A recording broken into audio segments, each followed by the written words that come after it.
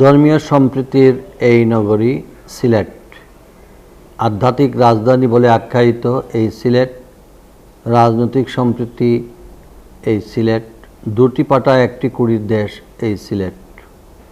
হজরত শাহজালাল শাহপুরাণ 360 অলিয়ার পূর্ণভূমি ও শ্রী চৈতন্যের পিতৃভূমি এই সিলেট। আর এই সিলেটে শুরু হচ্ছে সনাতন ধর্মের শারদীয় দুর্গাপূজা উৎসব।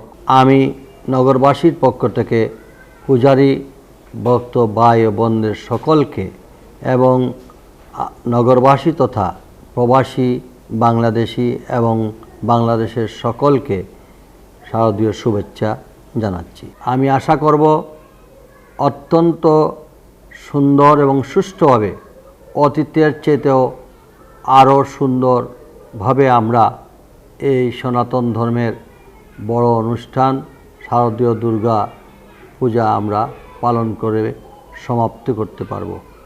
আমি মনে করি সিলেটবাসী অতীতের মতো এবারও অত্যন্ত সুন্দর সুষ্ঠু পরিবেশে আমাদের এই শারদীয় দুর্গা উৎসব পালন করবেন। সকলকে আবারও শারদীয় দুর্গা পূজার শুভেচ্ছা জানিয়ে আমার বক্তব্য শেষ করছি।